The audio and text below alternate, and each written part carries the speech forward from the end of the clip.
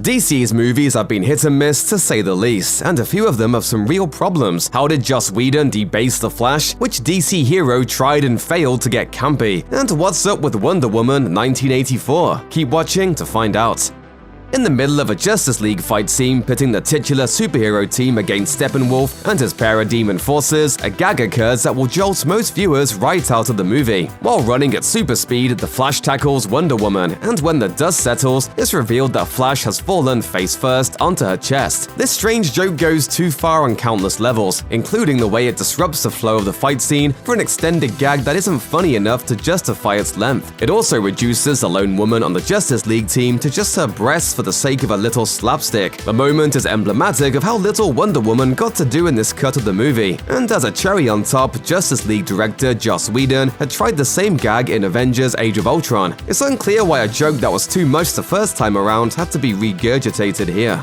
The opening of Jonah Hex establishes a bog-standard origin story for the titular superhero, as the audience sees his adversary Quentin Turnbull brand Hex's face and then burn down his house with his wife and daughter inside. Hex is left for dead, but later revived by a group of Native Americans. A sequence depicting this resurrection also establishes that Hex now has the ability to temporarily resurrect dead people himself. In the comics though, he doesn't have any superhuman powers at all. There's nothing wrong with making tweaks or even generous alterations to long-established fictional comic book characters when it comes to translating them to the big screen. This sequence, however, arguably deviates too heavily from the source material by bestowing Hex with supernatural gifts. Great westerns are gritty and grounded by action scenes populated by lifelike characters, but taking this more stylized route and giving Hex superpowers challenges the genre in the wrong kind of way. And what does this whole new direction accomplish? Pretty much nothing, with the film only making sporadic use of Hex's newfound abilities.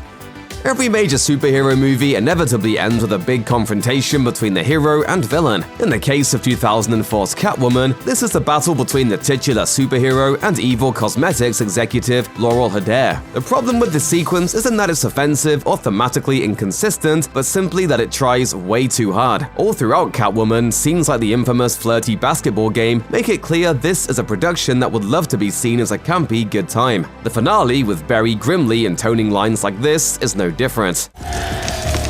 It's overtime.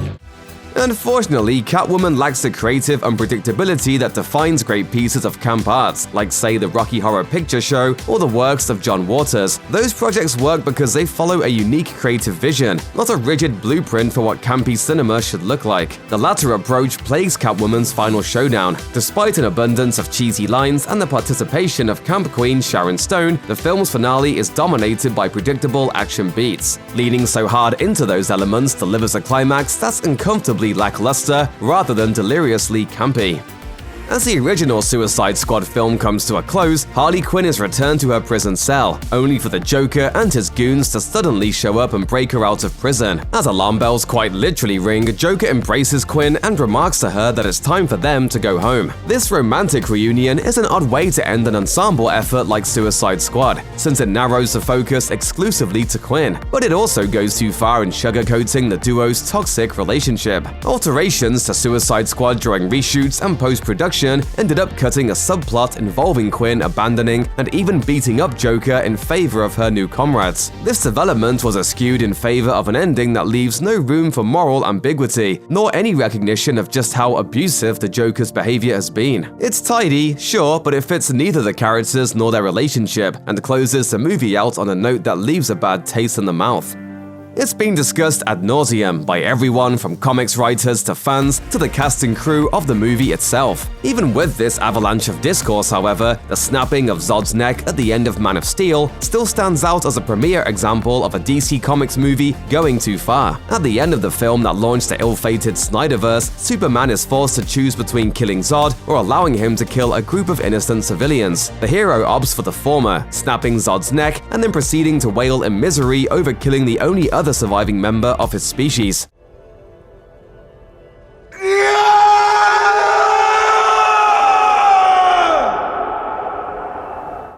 The concept behind this moment isn't inherently bad, especially for a Superman origin story. In execution though, it doesn't have much impact coming off a lengthy sequence of endless fistfighting between the two Kryptonians. How can a neck snap compare to all of this? What's more, neither the rest of Man of Steel nor subsequent DC films pause for any length of time to absorb the full consequences of Superman's actions. At this point, you can't help but get the feeling that Superman was only made to do this in order to stoke some fan controversy. In Alan Moore and Dave Gibbons' original Watchmen graphic novel, the character of Rorschach makes a comment in his journal suggesting that fellow hero Ozymandias might be gay. This comment, along with other small details from the graphic novel, has led to widespread interpretations of Ozymandias being queer. Director Zack Snyder ended up also hinting at this orientation during his Watchmen film adaptation, though his interpretation of such a character trait left a lot to be desired. For starters, Ozymandias' superhero costume is distinctly different from the other characters in the movie. The outfit's textures and accentuated nipples on the outfit, evoking the superhero costumes in the Joel Schumacher Batman movies, whose costumes are generally considered to take cues from queer aesthetics. More egregious, though, is a moment in which audiences glimpse Ozymandias' computer and see a file labeled Boys. This detail, implying that Watchmen's central villain is engaging in pedophilia, continues a troubling pop culture trend of connecting this hideous act with homosexuality. Snyder's previous movie, 300, also had troubling details that coded characters as villains solely based on them exhibiting queer behavior. It therefore seems hard to accept that these new additions to Watchmen were a coincidence. Though the concept of Adrian Veidt being queer is not new, the Watchmen movie's attempt to depict this notion was unimaginatively distasteful. After being away from Earth for years, it's understandable that Clark Kent would want to check up on his loved ones. Of course, he could do the normal thing people do in this situation, like calling up people you care about or maybe checking out their social media pages. Instead though, Superman opts to go to Lois Lane's house, float in the air a short distance from it, and use his X-ray vision to see inside. Now he can observe Lane and her son and what their day-to-day routine is like. Great, right? It's just a shame that these poor mortal human beings are totally oblivious to the superpowered stalking going on nearby. This moment is too much in many respects, but it's especially rough in that this was clearly thought of as a perfect way to explore Superman's sorrow over being away from his loved ones for so long. Surely there could have been more effective ways of conveying this attitude than via some light stalking. It makes Superman, a hero too powerful to really be held accountable by anybody, seem creepy rather than inspiring or even likable. This scene proved so notorious, in fact, that 15 years later, an episode of Superman and Lois devoted an entire subplot to the idea that using superpowers to listen in on your family is weird. In this episode, Lois explicitly mentions that Superman had spied on her years before, and almost lost her as a result. There's a lot going on in the third act of Batman v Superman, including the introduction of Doomsday and the debut of Wonder Woman's superhero persona. But an equally important, if not immediately noticeable, development is that we finally get insight into why Lex Luthor hates Superman. When the Kryptonian confronts Luthor over kidnapping Martha Kent, Luthor begins to ramble about his motivations, which include him commenting that, "No man in the sky intervened when I was a boy to deliver me from Daddy's fist and abominations."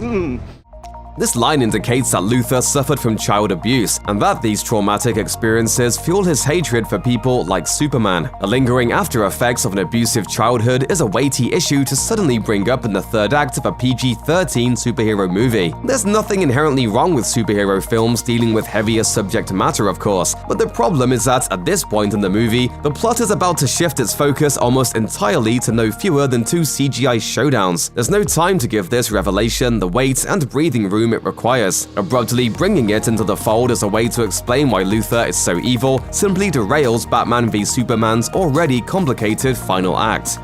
The quest by Maxwell Lord to utilize the wishing rock to the best of its abilities in Wonder Woman 1984 eventually takes him across the world to Egypt to visit Amir Saad bin Abydos. The presence of this oil baron character kicks off a deluge of astonishingly tone-deaf stereotypes about people hailing from the Middle East and North Africa. Every scene set in Egypt in Wonder Woman 1984, even ones in which Abydos is off-screen, are jaw-dropping in their regressive portrayals of MENA individuals. Naturally, such depictions were bound to generate generate controversy, as well as a few thoughtful essays breaking down how these scenes were so off the mark. One of the more insightful examples of these breakdowns came in a piece for Slate, where writer Roxana Hadidi broke down some of the worst cultural misconceptions in Wonder Woman 1984. These include characters referring to Barbados as Your Highness, despite Egypt being a democracy in the 1980s, as well as the ways in which Barbados's costume resembles traditional attire from Saudi Arabia or the United Arab Emirates, rather than Egypt. Such inaccuracies feed into dehumanizing stereotypes of MENA individuals. It appears that Wonder Woman 1984, a film that seeks to celebrate the cinema of the 1980s, was unable to escape the racial caricatures that were so rampant in that era. There are countless things audiences could have been expecting to see in Wonder Woman 1984, but surely nobody was expecting a weirdly dismissive approach to sexual assault. This shocking development emerged in a scene in which Diana Prince discovers that her wish on the wishing rock has come true. Steve Trevor has come back to life. Rather than just having Trevor resurrected in his original body though, the film has Trevor inhabit the body of a total stranger. With Trevor back from the dead, he and Prince proceed to have sex. What should be a passionate romantic reunion takes on all kinds of unsettling tones, however, given that it involves a sexual partner who cannot and did not consent to be involved. Wonder Woman 1984 never addresses these disturbing implications and simply plows ahead on its story about wishes getting more and more out of control. Understandably, this storytelling detour inspired an outcry when the movie was released, tragically reflecting how even modern blockbusters can fall prey to problematic tropes. Check out one of our newest videos right here. Plus, even more Looper videos about your favorite stuff are coming soon. Subscribe to our YouTube channel and hit the bell so you don't miss a single one.